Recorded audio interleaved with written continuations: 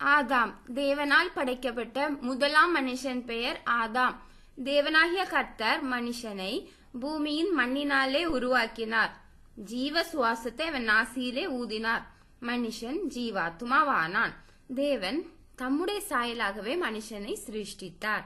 இந்த ஆதாமுக்கு ஏற்ற துணையாக ஏவாளையும் உருவாக்கினார். இந்த மனுஷனை கர்த்தர் ஏதேன் தோட்டத்தில் அழைத்து கொண்டு வந்து அதை பண்படுத்தவும் காக்கவும் வைத்தார்.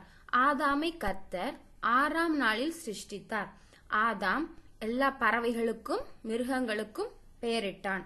இந்த ஆதாமை முந்தின ஆதாம் என்று 1 கொரிந்தியர் 15:45 பார்க்கலாம்.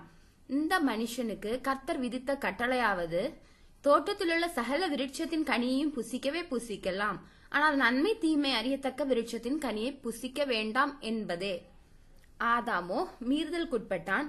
ஏதேனில் இருக்கும்போது கட்டளைக்கு கீழ்ப்படியவில்லை. ஆதாம் முதலாவது வஞ்சிக்கப்படவில்லை. இவன் மனைவியாகிய ஏவாளே வஞ்சிக்கப்பட்டு முதலாவது மீறுதலுக்குட்பட்டாள். இந்த முந்தின மனுஷன் பூமியிலிருந்து உண்டான மண்ணானவன். 2ஆம் மனுஷன் வானத்திலிருந்து வந்த கர்த்தராகிய இயேசு கிறிஸ்து. நாம் இயேசுவை உடையவர்களானால் வானத்துக்குரியவர்களாய் இருப்போம். மண்ணானவன் எப்படிப்பட்டவனோ மண்ணானவர்களும் அப்படிப்பட்டவர்களே. வானத்துக்குரியவர் எப்படிப்பட்டவரோ வானத்துக்குரியவர்களும் அப்படிப்பட்டவர்களே என்பதை 1 கொரிந்தியர் 15 பார்க்கலாம்.